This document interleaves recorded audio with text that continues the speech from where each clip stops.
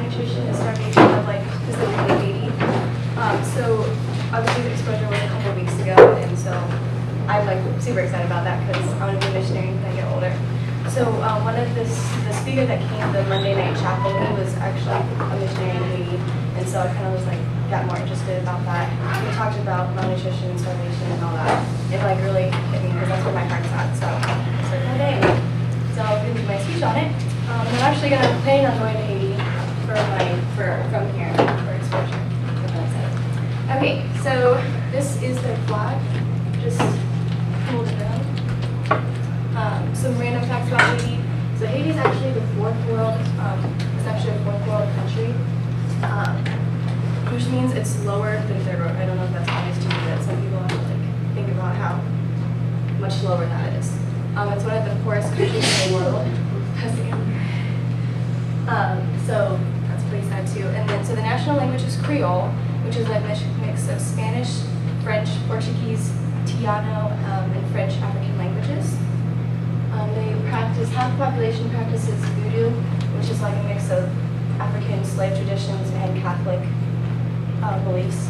I don't really know that much about it, but I know it's like not that good of a thing.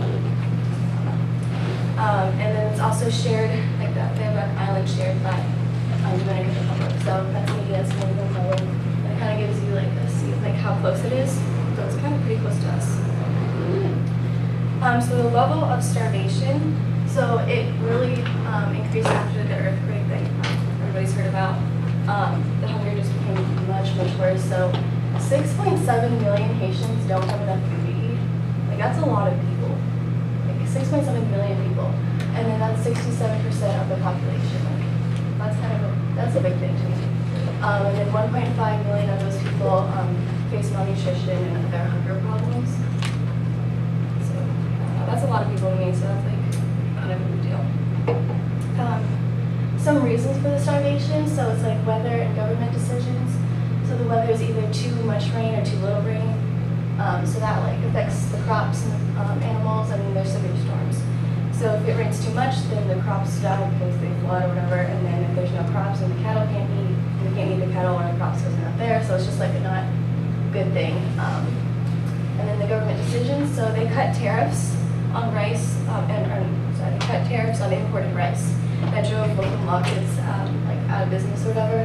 So it changed from an export country to an import country, so that means the government has to like go and buy food, and they don't make it and sell it for themselves.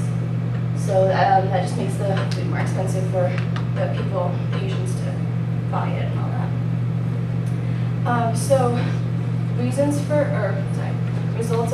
lack of food, besides just the obvious of starvation and not having enough food to eat and all that. People have to buy on credit, and so usually when you buy on credit, that means you don't have enough money to begin with to actually legit buy the food. So then that just makes you afford less and less, and eventually not really be able to support your family. And parents give children, in some cases parents have to give children to the orphanages or family members. And even sometimes they just have to abandon them, which is really, really sad. Just because they just can't feed them. Signs of malnutrition, there's tons of signs, and there's different ways of telling, and there's also not prevalent signs that you can see, but some of them are thin, red, gray, blonde, pretty much just any discoloration of your hair, just really thin, brittle and weak. Dry, flaky, and yellow distortion of the skin. Stunted growth, so these kids obviously don't have the nutrients to grow, so half of them look, or all of them, half of them look half the sizes like they should be. They just don't have the nutrients to grow and build muscle, and then obviously lack of muscle, so they literally just look like skin and bones, because they don't have muscle, they haven't built the muscle. And then swelling of the abdomen and legs, swelling of the abdomen is also from like worms or like parasites that come into them, so it's like double whatever, but yeah, so that's a couple of them. What can we do? So obviously we can go to different countries and we can serve them, but, and I put that on there, but things that we can do now or while we're here, we can like donate food and money and donate time to organizations, volunteer organizations. If you just Google it, there's tons of things that you can figure out to be able to do.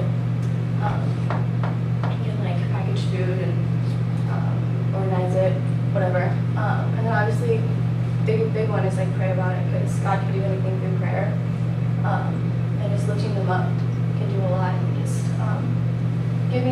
try to give them hope in any way they can. I don't really know how you do that unless you kind of come in contact with them. But yeah, just like trying to pray for them and give them the hope through Christ. Because a lot of people there are like Christians and stuff. Because like half people practice beauty, but then some of the other people in the other half are Christians, and it's amazing like how strong their faith is. Because you know what they're going through and everything, that just makes their faith stronger, and that makes them even more just loving God and relying on Him. And sometimes I wish like I could like have that, even though obviously it's kind of sad, but I wish like my faith was that strong. So that's why we're excited. So I realized this wasn't like that fun of a topic to do, but I just think it's important to like raise awareness and all that, and then obviously be praying for them, and then just realize how like insanely blessed we are.